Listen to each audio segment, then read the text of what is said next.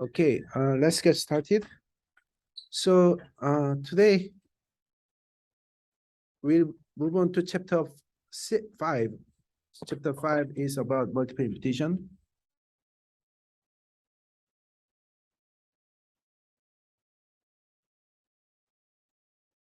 And multiple imputation has a Bayesian root, although we also discuss frequentist properties of multiple imputation. So so today I will just go overview of the review of the Bayesian method before we move on to the main material. So this is just a review, and this is a 50 page. So I think I should maybe I just go over briefly and hopefully that's okay. And this is not really a course on Bayesian. So Bayesian inference itself is a 1 semester course, right? And so I will try to summarize it, the main things in one day, I mean 1 hour.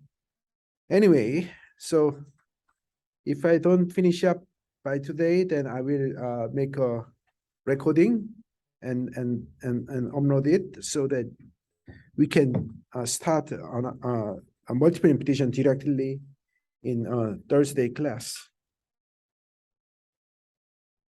Okay, so theta is unknown, fixed unknown in frequentist. In Bayesian, theta is random variable. And so because theta is random variable, we can compute the probability, positive probability, which can be used to make an inference.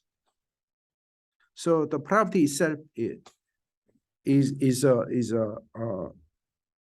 with respect to the random variable theta, right? Conditional on your data. So this is too easy, probably. But anyway, we have a prior and data distribution, which is likelihood distribution, and then posterior is a prior times likelihood. Okay. And Bayesian inference relies on both the likelihood function and prior distribution, while the frequency inference is usually based on the likelihood. And prediction is this is so like in our case missing, right? So we have a missing data, we have observed data. Then it's just integrated out over the theta, parameter theta, and then here we are using, so to be rigorous, this is okay. So this is joint, right? Joint,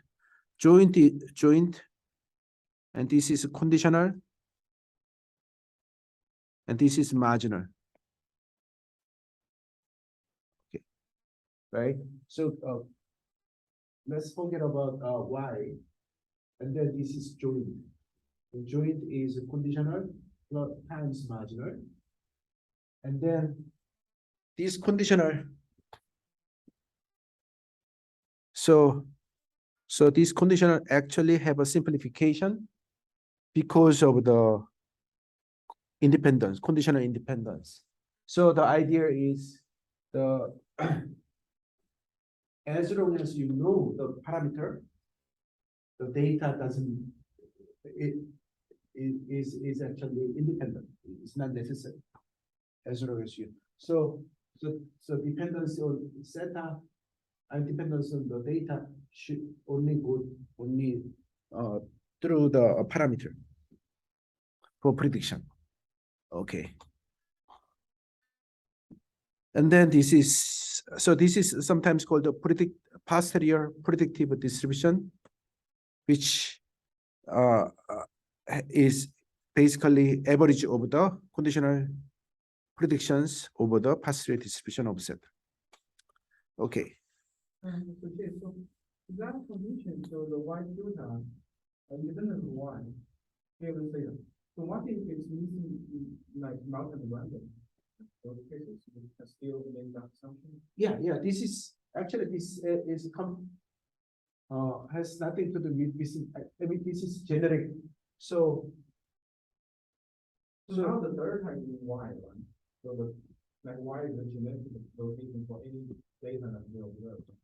okay, so I see your point. So then what you're saying is, okay, so delta I miss. So you mean so you are wondering these two contains delta both. Right. But that's a very good point. But still, when it comes to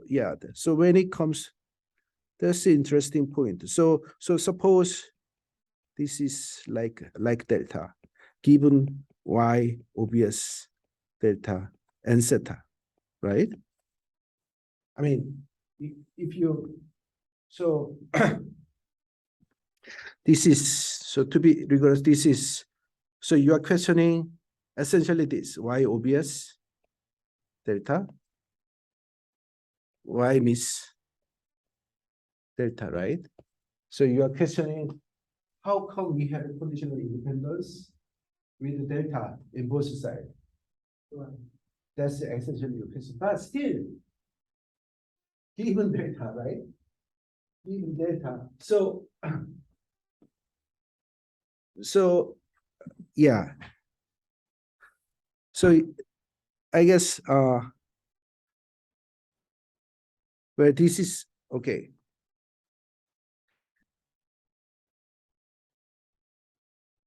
So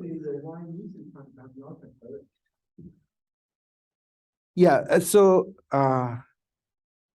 that's right. So it's actually we observe, right? You're right.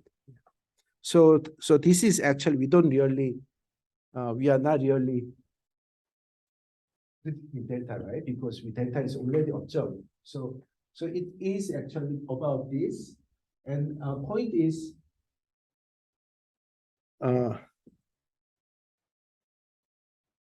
yeah, this is our notation is so the missing context is a little bit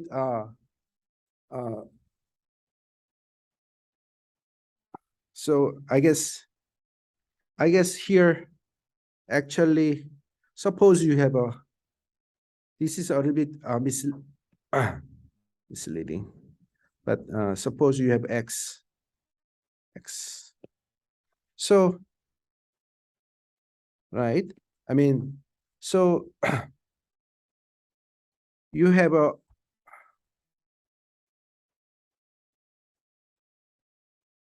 So does this mean like the parameter data include all the compounding?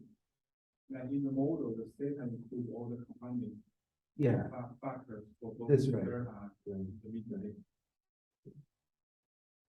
So yeah, this is not really a good example here, but the point is our model, I think the model is this essentially y tilde, so y follows, that is your model, right? And so that means your model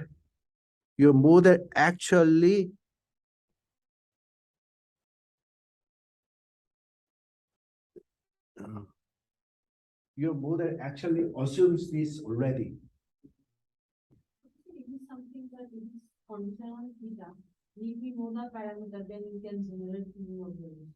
Yeah, so this is your model. So the model means that your zeta, the only thing unknown is zeta. So under this model, you know how to you can, right? As long as you estimate the parameter, you can impute, right? So So does y also contain delta? So you know y tilde follows here. yeah, so this is another, so this is another model. So basically we have the same model. So y and y tilde has the same form with the same unknown parameter. And the third type also remains the same. Yeah, so let's forget about that. I mean, we are not really talking about missing data here. So that's probably, yeah, that's probably make it more, yeah, so it's actually interfering our understanding rather than helping. So this is just our model, right? And then question is how can we generate predict. So under this assumption, how can we generate y tilde condition on y, right? So then this is so okay. So actually in Bayesian we should always, yeah. So that is the assumption. Okay. And then example itself is pretty much fairly simple. So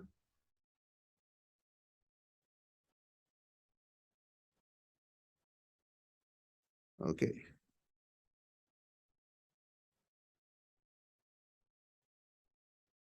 Yeah.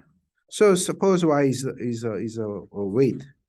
I mean, not the sampling weight. It's actually physical weight. And so y is, suppose this is normal. Well, this is really simple example. So let's just go through. So likelihood with known sigma square equal to 1 is this one. And so the MLE is this. And so yeah, this is too simple. Okay. So let's talk about Bayesian. So this is prior. And then posterior is a prior times likelihood. That turns out to be the again normal again, and the posterior mean is just the weighted average of the prior mean and the sample mean. And so yeah, and you can see that we can actually have the same result anyway when we have info tau equal to infinity flat prior. Then binomial model. So the point is, this is basically so the normal is a conjugate prior, which means that the posterior and prior are in the same family, which makes the computation very easy, right? So that's the concept. And another example is a binomial model, and this is the likelihood. So sampling model, and then prior. So suppose we use a uniform prior, then this is actually beta 1 1. So uniform 0 1 is equal to beta 1 1, so that you actually posterior is also beta with this so parameter. So basically we have this one and this one is from the prior, and this one y and m minus y comes from the likelihood, right? So prior. Okay, and then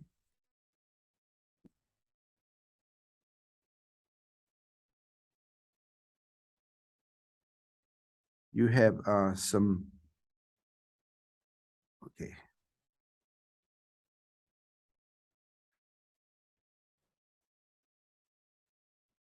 So suppose we are okay, prediction.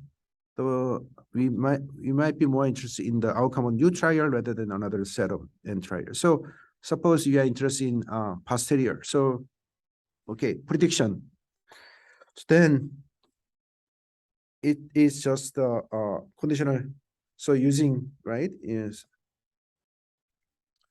because this is the model assumption is that this is y tilde.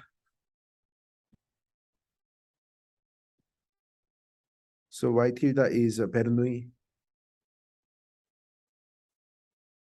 So then we have this one.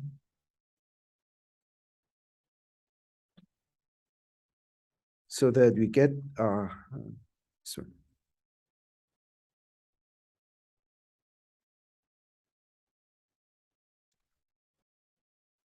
And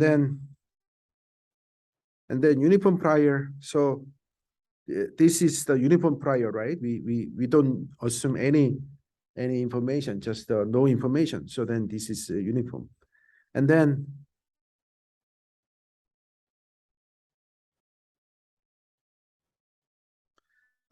in some cases we have a prior knowledge, then we can utilize. So okay. And then here's the conjugate prior concept comes in. So the posterior, the property that posterior distribution follows the same parametric form of the prior distribution is called the conjugacy. And so F, script F is the class of the distribution, and P is the class of prior distribution. And if the class of, so if the prior distribution and the posterior distribution belong to the same class of the prior distribution, then it is called conjugate. So conjugate prior distributions have the practical advantage in addition to the computational convenience of being as an additional data. So yeah, that's let me explain what that means. So suppose I have a prior. So this is my prior distribution, and then posterior is this one, right? And then this is conjugate, and one interpretation. Okay, let's so this is conjugate. Is it too fast? It's okay, right? Okay, yeah, good.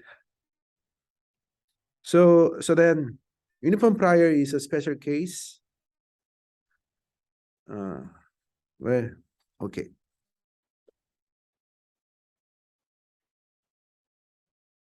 So one interpretation is you can okay. The data, the current data has y number of, so y is actually sum of the yi. I mean, that's not really good notation, but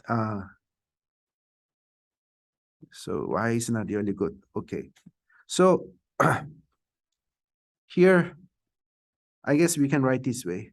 So this is actually, yeah. So the notation is a little bit confusing, right? You have to be rigorous, you have a y1 to yn. And so this is actually summation of y equal to 1 to n yi plus alpha. And then summation, so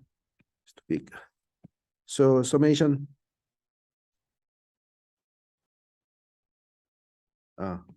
m minus summation of i. So then the meaning of the alpha data can be kind of additional data, right? You have only n data currently, but But this one, if you change these numbers, the proportion will change, right? And then because this is already summation over y, you can view it as a summation of something, another, right? Summation of so basically this is summation over 1 minus yi. So then you can basically treat the whole thing as a summation of 1 to n plus k yi star. And this, the whole thing can be 1 minus yik, something like that. So you can, so that is one way to, so you have an additional, so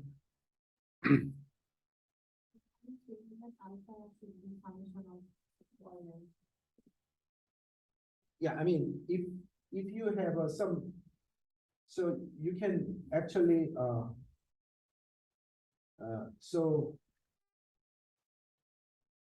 you can interpret it that way. I mean, you have a, so alpha and beta can be viewed as additional information. If you, so if alpha equal to 1,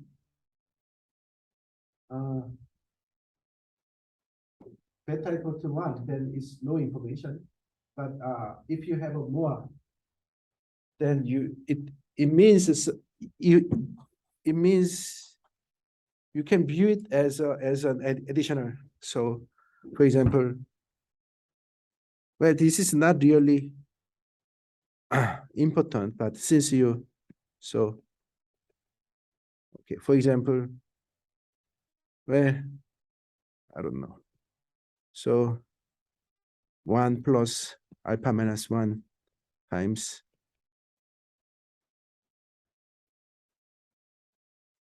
beta minus 1. So if you have, if you don't, so if you have alpha equal to 1 and beta equal to 1, then you don't have extra information. But if you have something here, then it means you can view it as additional information. Okay. Okay.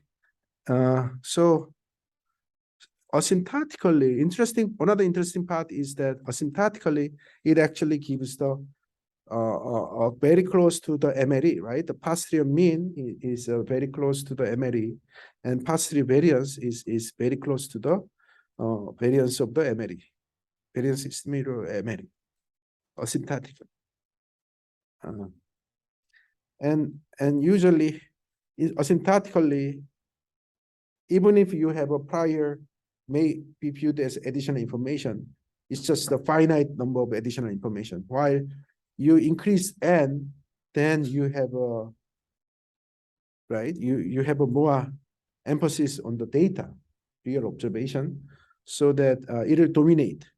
So end of the day, the prior is not really important, becomes no important, and so it actually will be equivalent to using the maximum likelihood estimation.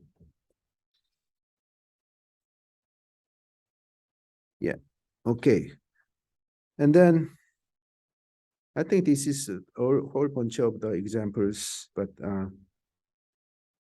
okay. So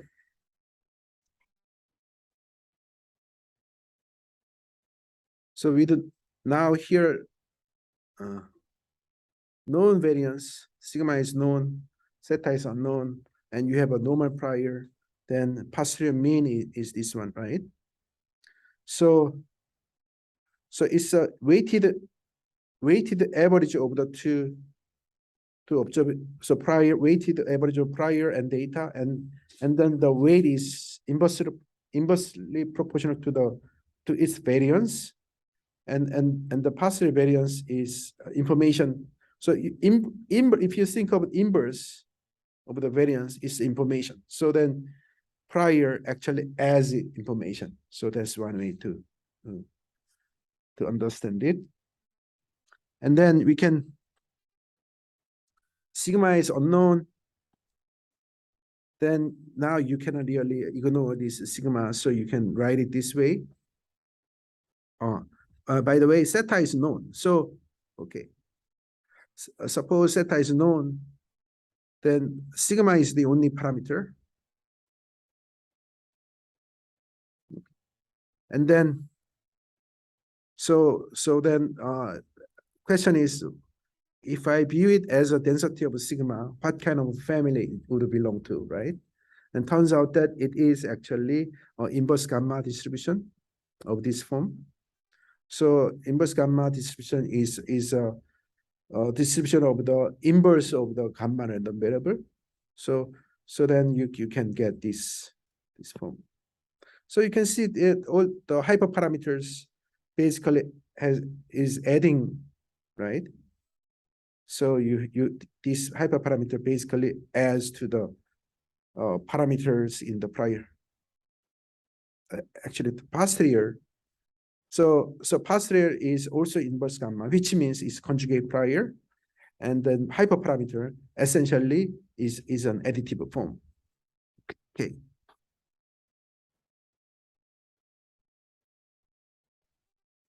And so then now, so how, and now we can do joint Bayesian, mu and sigma unknown, both unknown. Then here's the prior. So this is a prior, joint prior, right? Prior for mu and sigma square. And then turns out that the posterior. So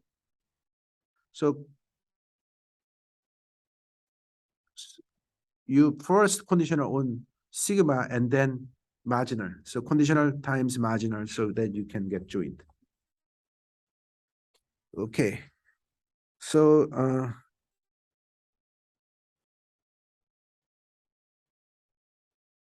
okay.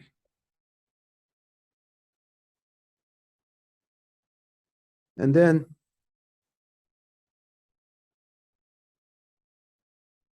well, actually, we can actually derive a t distribution from here, but so if you integrate out over a sigma square, then you can get t distribution. But I think I didn't cover it here. Okay, and now here's another concept. Prior is proper if it does not depends on the data, of course, right? I mean, prior cannot depend on data, and so it should be integrate one as to be a proper density. Okay, and then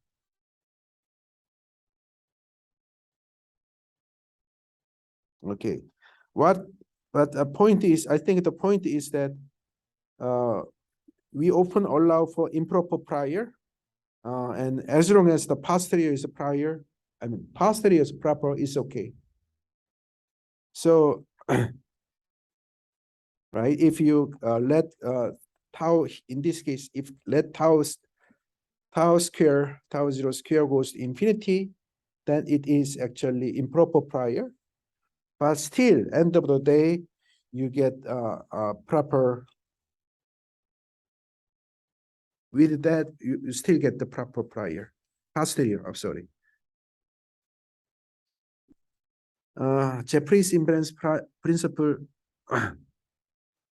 So the tricky part is the change of the parameter. So one-to-one transformation of parameter. Then we want to make sure that the choice of prior should make the final inference invariant to the choice of H. Otherwise, it doesn't make sense, right? I mean, so okay, and now so here you have a two coordinate system. So basically, parameterization is a coordinate system in in the family of distribution. And so then if you change the coordinate system, so that means if you change the parameterization, even if you change the parameterization, the corresponding probability itself should remain the same, right? Otherwise, doesn't make sense. I mean, so it's like suppose you have a random variable x. Suppose this is your zeta, and let's say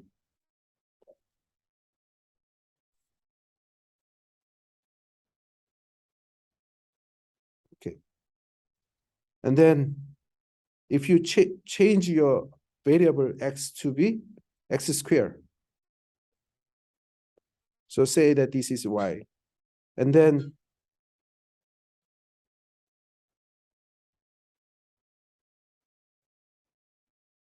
so this parameter should not change with which random variable you use in computing the probability, right? And so that is the basic concept here. So Jeffrey's general principle is that any rule of determining the prior density should yield the equivalent result if applied to transformed parameter. So here we have a prior. So and then the relationship between two prior. I mean, so this is a two density function, right? So then you have this result. And so the idea is the posterior using one parameterization should be equivalent to the posterior with another parameterization. Okay. So the prior density zeta should yield the equivalent result if applied to transformed parameter.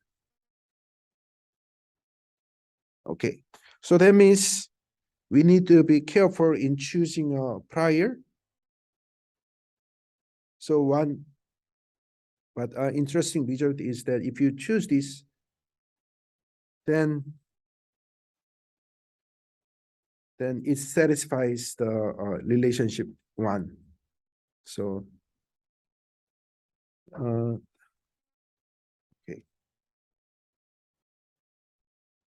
So that means we need to use this as a prior in order to satisfy the invariance principle, basically.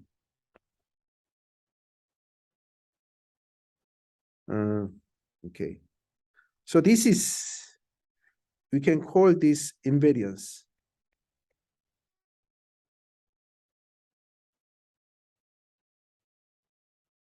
So with respect to the parameterization, right?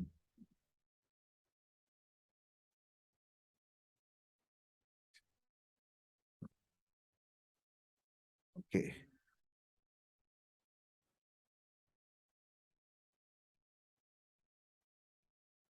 And so that actually have some. So here's an example. We have a binomial, and then information matrix is this, right? I mean, of a binomial. And so Jeffrey's prior density for the parametric family is this form, so that that means you need to use this one, which is the beta half and half density. Okay.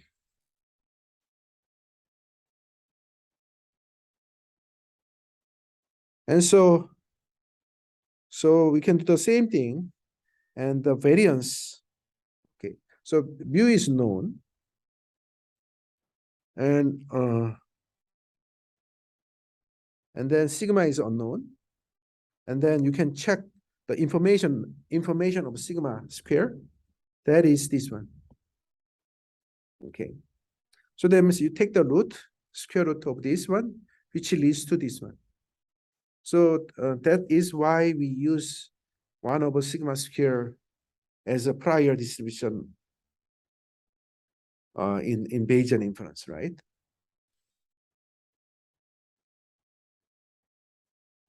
Okay.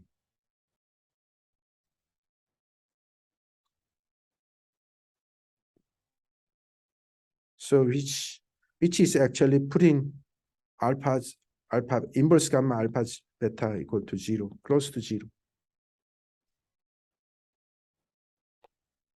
Okay. So for many problems, there is no clear choice for vague prior distribution, since that is flat or uniform in one parameter, will not be another. So yeah, so flat prior is a little bit dangerous because it can be flat for one parameterization, but it's not flat for another parameterization, right? So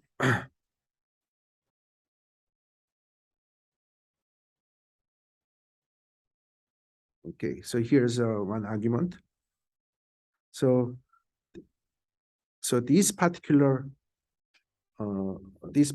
prior is actually can be viewed as a uniform prior when we use this transformation for this particular parameterization.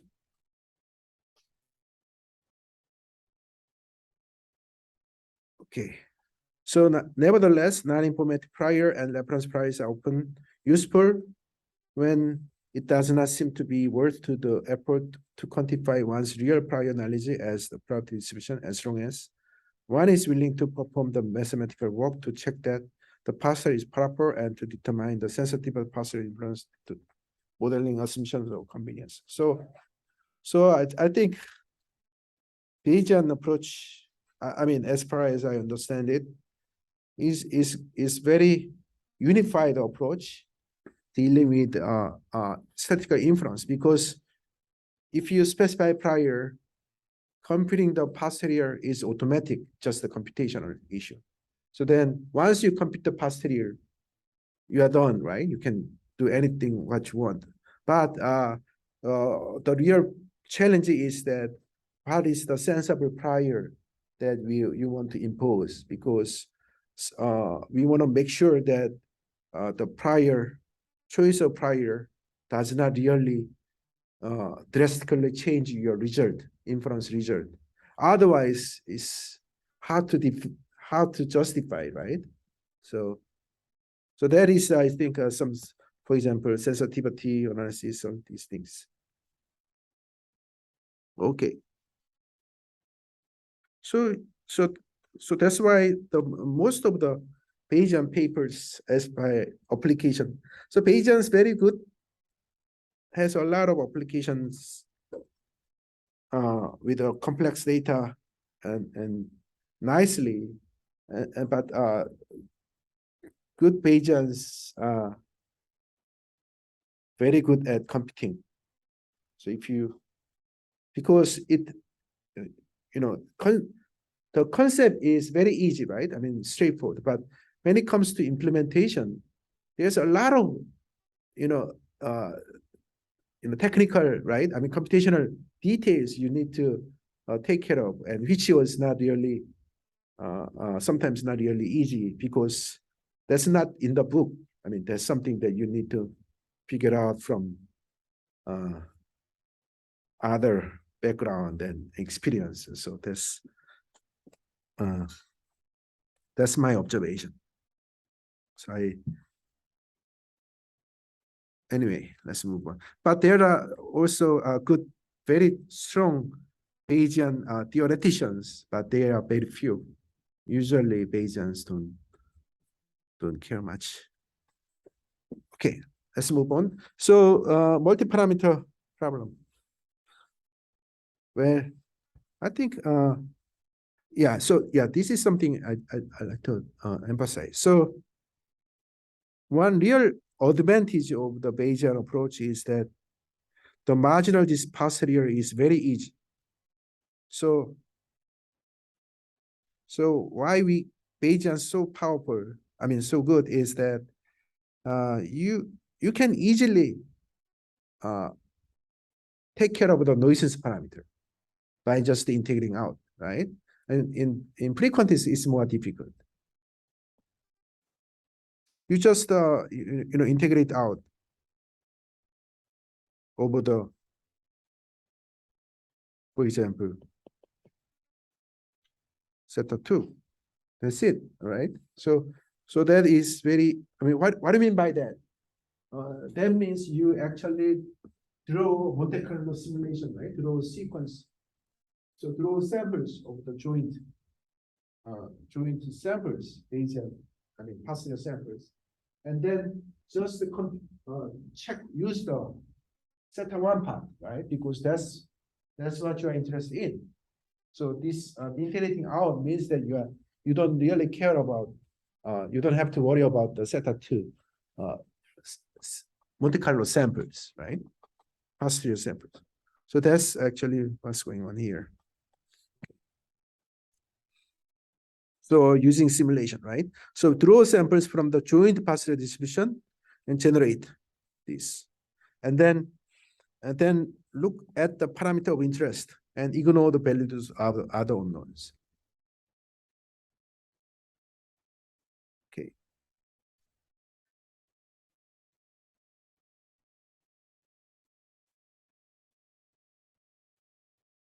And then joint posterior distribution can be factorized into okay. So it's actually a mixture of the conditional posterior distribution given. So this is conditional and this is marginal, right? Oh, okay. Right. So I'm gonna so this is an illustration of the meaning of this one. So basically, if you in the normal mu and sigma square, this is both unknown, and you have a prior. So the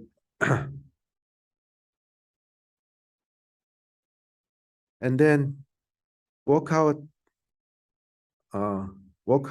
posterior. Okay. And then basically, okay, this is the posterior. So then how to draw a sample from this joint posterior, where you can, so idea is you can since you can factor, not here, not this one, this is, so joint, I mean, this is vector, but we want to do it one by one. So here, basically you first draw sigma square, and then given sigma square, you draw mu. Okay.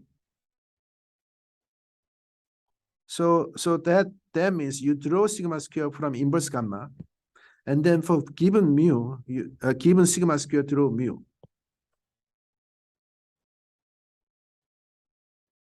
Okay. And then,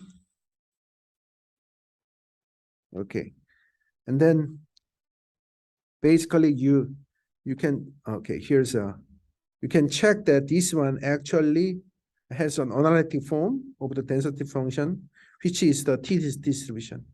So that's quite nice property of nice result, right? Because you can justify T distribution using Bayesian argument. I think that's pretty much well understood probably covered in other classes. So, okay, and let's move on to multinomial. Okay. And you have a K category, right? K category and observation. So each one, so one unit belong to one and only one category.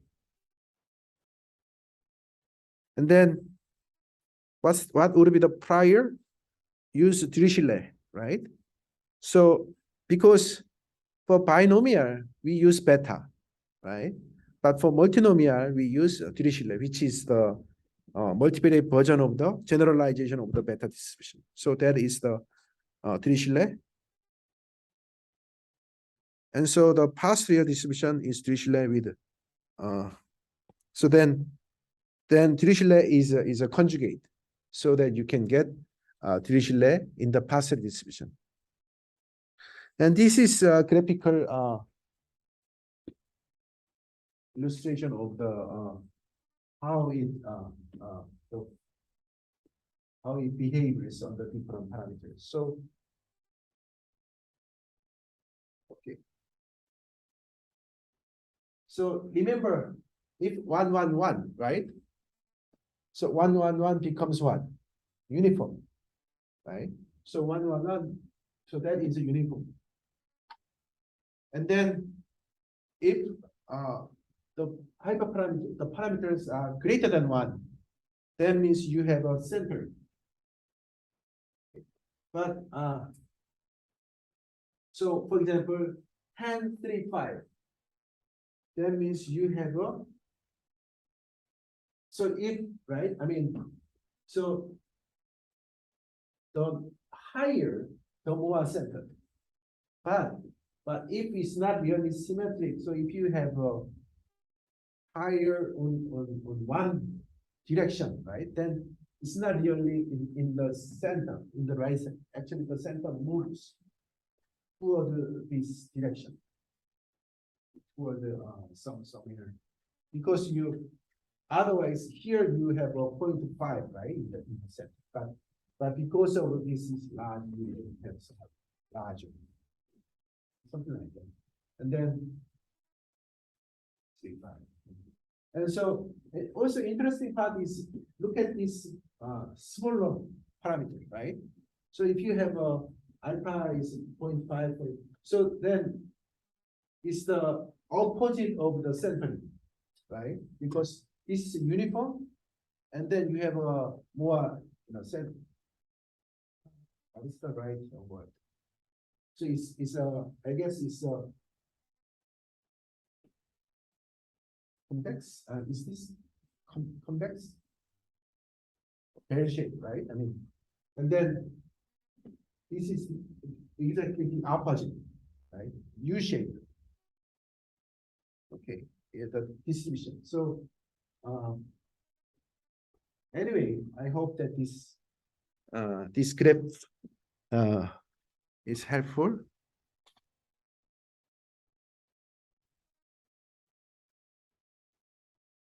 Okay. Why do you have 200? I'm sorry. Why do you have 200? Two. 200. Purple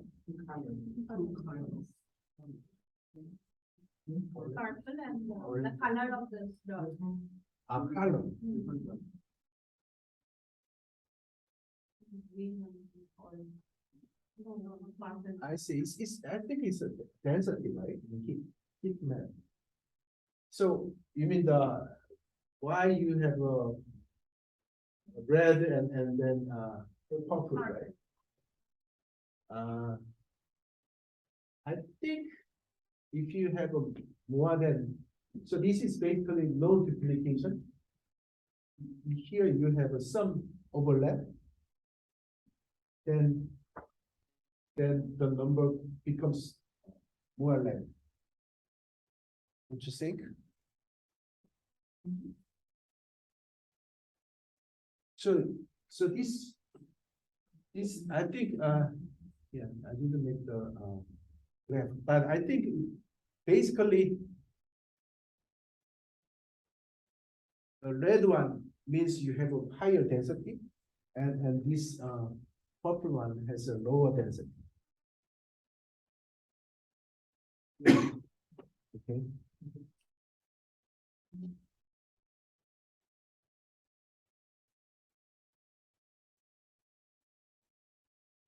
Okay.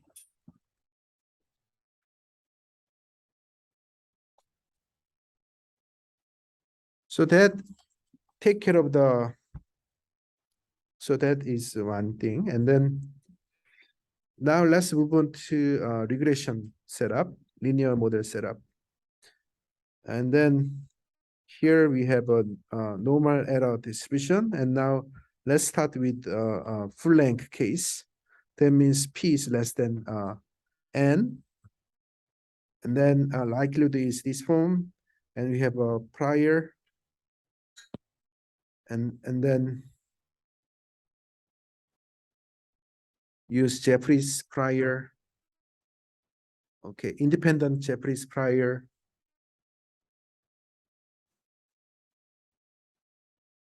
So that, and that leads to this form. And so the posterior is, so you have a likelihood. This is your likelihood. And prior is this. So you have a, this part corresponds to prior, other part is likelihood. So then you can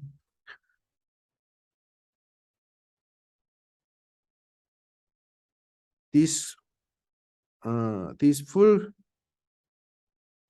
conditioners can actually be viewed as a iterative form. Okay.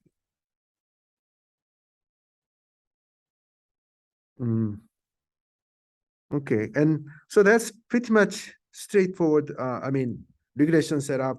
You can check this result, and then the Bayesian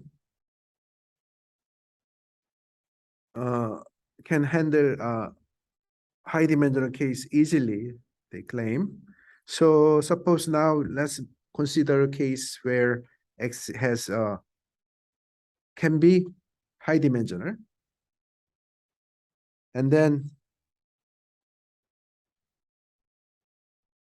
so now the prior, we want to so instead of using the flat prior, we use some sort of the this prior for beta.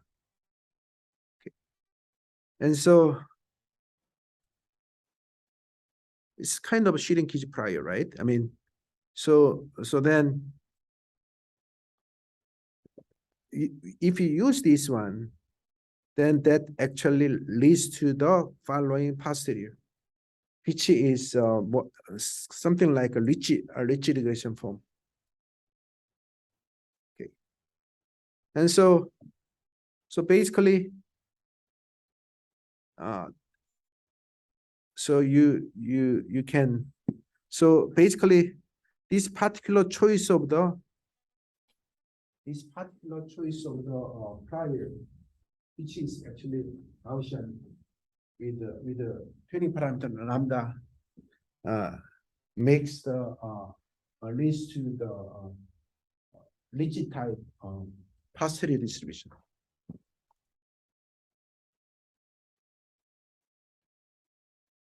And so for Bayesian, they can actually use some prior. So because lambda is another parameter, so lambda itself is a tuning parameter, right? And which determines the model, the level of shrinkage. And so we one way is to use gamma for lambda prior, and then obtain the posterior conjugate. So the gamma gamma is conjugate prior in this case. So, in this case, why the posterior relationship is independent from Y? Is independent from the data? Probably, it still depends on, like, the disease, right? Summation of the sum square of the disease. That's a very good question.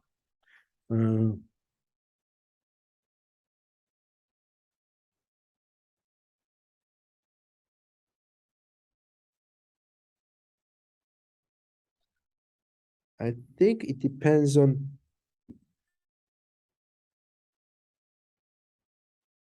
I think so.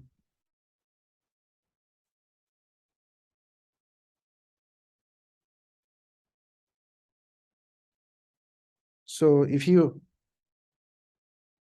so this one is what? Here, right? So this one is data dependent posterior. And turns out that I don't know, I shouldn't say easy, but turns out that you can actually obtain. So if you repeat, so that means so your lambda, basically my answer is your y depends on, I mean lambda depends on y only through beta and sigma square. Okay, so yeah, you're absolutely right. This one looks a little bit weird because it doesn't really depend on that, on the on the data, right? And but this one, sigma square, does depends on the data, and so that actually carries over the dependence. Yeah. Yeah, very good. So okay, and then Ricci regression has been outside for a while, for a long time, right? It was proposed in 1970s, and then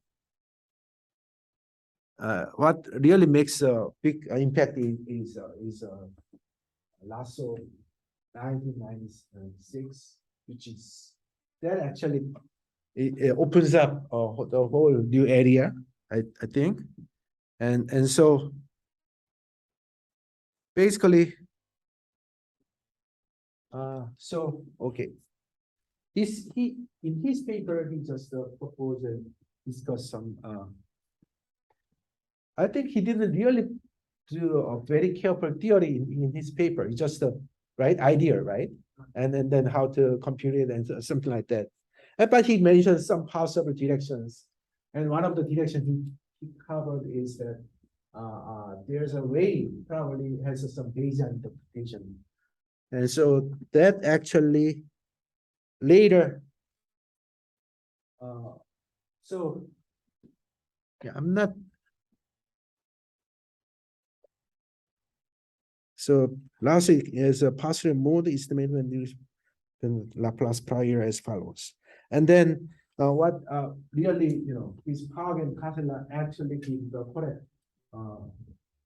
prior that leads to Lasso version of the posterior. Okay. And why this is interesting?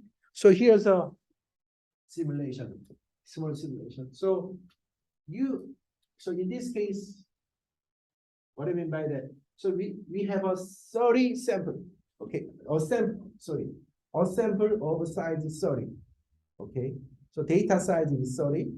So then, even though our true model has a 0 slope, okay.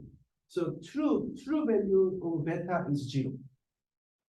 Okay, but because of the sampling error, right? Because of sampling error, your likelihood behaves like this. So MLE, Okay, MAD is not exactly equal to that 0, right? Because of the sampling error. So you have something like this. And the form of the last prior. So the form of the last prior, you notice that you have a absolute value. So like a Laplace, right? So it's a Laplace description. So the last prior behaves this. Then what is the posterior? Posterior is actually a kind of combination of the prior and likely. So then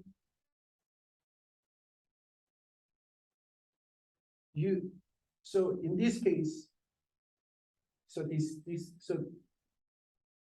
okay. Then likely basically shift your prior a little bit, right, for the left, but not much. So that your mode, posterior mode, still remains at 0. Okay, but if the data is actually from the true distribution is at 2, then actually it's far away, right? So the likelihood will be far away from 0. And so the last prior will be here. Okay. So then the combination actually moves your posterior to somewhere actually from, right, outside 0. So that is I think that's kind of interesting. I mean, nowadays there is actually how to make it more to be unbiased. This has been there outside, but I think this Bayesian idea seems to be very attractive in some sense, especially for as long as you can do a simulation, you can come up with some numbers, right? I mean, that's interesting. So this is a Laplace prior. So it seems like it cannot impose sparsity, right? So it's still a density, right? It's a density over an interval. Okay. So it's probably cannot impose sparsity. Sparsity? Yeah, sparsity of the posterior, because the Nassau basically is 0 estimates for another betas. Right, so the Laplace prior is still a continuous prior, so the posterior is still a continuous. But it actually, so I don't know. I mean, I think the idea is basically right. So if your signal is not really far away, yeah, from 0, right? 0, then prior dominates. But if it's large enough, right? It's enough far away, then it actually but how does it mean the posterior may not be exactly the posterior? Here? Yeah, because it's still a continuous. Okay. So I think it uses posterior mode. Oh, So right, you're right. I mean, the posterior mean is not 0, but posterior mode can be still 0. yeah. Yeah, but there are so Ed George and his students or collaborators, they talk about the what's called snap and Cycle snap prior. yeah, Right. so that seems to be able to improve. Sure. Yeah.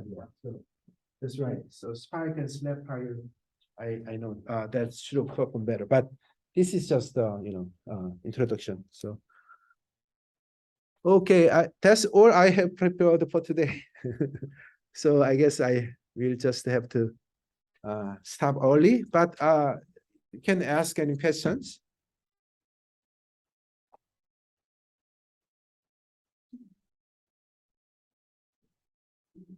Yeah.